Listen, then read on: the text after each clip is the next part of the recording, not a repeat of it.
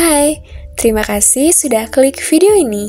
Jangan lupa untuk like, komen, share, dan subscribe ya. Selamat menonton. Cerita rakyat Si Pahit Lidah. Dahulu kala, di Sumatera Selatan, tepatnya di daerah Sumidang, ada sebuah kerajaan besar. Di kerajaan itu hidup seorang pangeran yang bernama Serunting. Ia memiliki sifat iri hati terhadap apa yang dimiliki oleh orang lain. Pangeran Serunting telah memiliki istri. Istrinya memiliki seorang adik yang bernama Arya Tebing, yang kini menjadi adik ipar Pangeran Serunting. Serunting dan Arya Tebing masing-masing memiliki ladang. Letak ladang mereka bersebelahan yang hanya dipisahkan pepohonan. Dan di bawah pepohonan itu tumbuh tanaman cendawan. Namun, cendawan yang tumbuh itu menghasilkan hal yang jauh berbeda. Jika diamati, cendawan yang menghadap ke arah ladang milik Arya Tebing tumbuh menjadi logam emas. Sedangkan cendawan yang menghadap ke arah ladang milik Serunting tumbuh menjadi tanaman parasit yang tidak berguna. Mengetahui hal tersebut, Serunting menjadi iri hati pada Arya Tebing. Setiap hari, ia terus berburuk sangka pada adik iparnya itu. Cendawan yang menghadap ke ladangku tumbuh menjadi tanaman yang tidak berguna. Sedangkan yang menghadap ke arah ladang milik Arya Tebing tumbuh menjadi logam emas. Aku yakin ini pasti perbuatan Arya Tebing. Keesokan harinya, Serunting menghampiri Arya Tebing dengan perasaan dendam dan marah. Ia kemudian mengajak Arya Tebing untuk berduel. Kau telah berbuat curang kepadaku. Aku menantangmu untuk berduel esok hari, ucap Serunting. Tapi aku tidak pernah berbuat curang, sahut Arya Tebing. Serunting tidak memperdulikannya. Ia tetap menantangnya untuk berduel. Arya Tebing kebingungan. Ia tahu bahwa kakak iparnya itu adalah orang yang sakti. Setelah lama berpikir, akhirnya Arya Tebing mendapat ide. Ia kemudian menceritakan kejadian itu dan membujuk kakak kandungnya yang tak lain adalah istri dari Serunting untuk memberitahukan rahasia kelemahan Serunting. Kak, beritahukanlah aku rahasia kelemahan suamimu. Aku dalam keadaan terdesak. Jika aku kalah, maka aku akan terbunuh, ucap Arya Tebing memohon. Maaf adikku, aku tak mau mengkhianati suamiku. Aku tak bisa memberitahumu, jawab istri Serunting keberatan. Percayalah kak, ini demi adikmu. Jika aku mengetahui kelemahan suamimu, aku tidak akan membunuhnya, bujuk Arya Tebing lagi. Akhirnya, istri Serunting iba melihat adiknya yang terus memohon.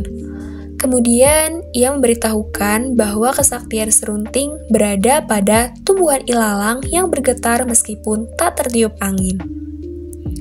Keesokan harinya sebelum bertanding, Arya Tebing sudah menancapkan tombaknya ke ilalang yang bergetar meskipun tak tertiup angin.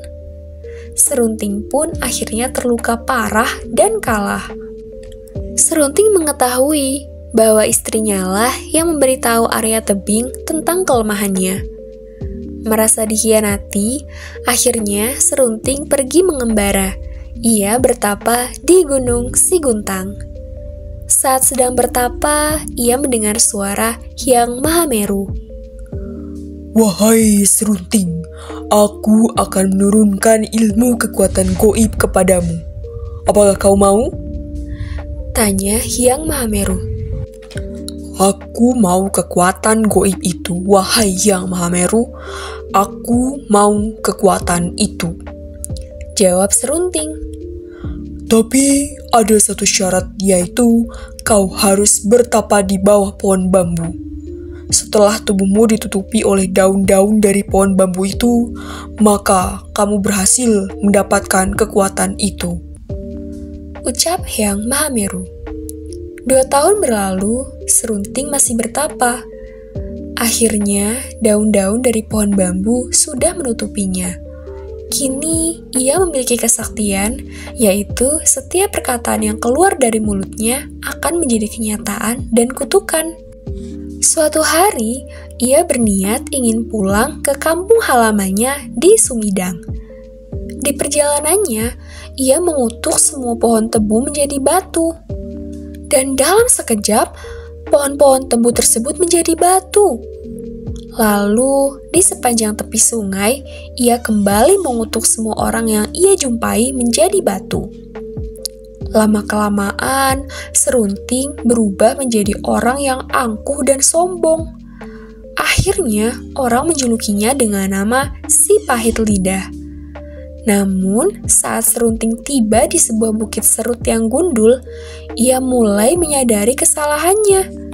Lalu, ia mengubah bukit serut menjadi hutan kayu. Dalam sekejap, bukit itu berubah menjadi hutan kayu hingga masyarakat setempat berterima kasih kepadanya karena bukit itu telah menjadi hutan kayu yang akan menghasilkan hasil kayu yang berlimpah dan dijual di pasar untuk mencukupi kebutuhan hidup. Kemudian, ia melanjutkan perjalanan dan tiba di desa Karangagung. Serunting melihat gubuk tua yang dihuni suami istri yang sudah tua. Serunting mendatangi sepasang suami istri tua renta itu. Serunting berpura-pura meminta seteguk air minum. Sepasang kakek dan nenek itu sangat ramah dan baik hati. Ternyata, sudah lama mereka ingin dikaruniai seorang anak untuk membantu mereka bekerja. Serunting pun mengabulkannya. Ketika melihat ada sehelai rambut yang rontok menempel pada baju sang nenek, Serunting mengambilnya, lalu mengubah rambut itu menjadi seorang bayi. Pasangan tua itu bahagia dan berterima kasih kepada Serunting. Serunting bahagia bisa membantu orang lain. Di sisa perjalanannya, Serunting belajar untuk membantu dan berusaha menolong orang yang kesulitan. Namun, meskipun kalimat yang keluar dari mulutnya adalah kalimat baik dan untuk membantu orang yang membutuhkan, tetap saja orang-orang masih menjulukinya dengan nama si pahit lidah.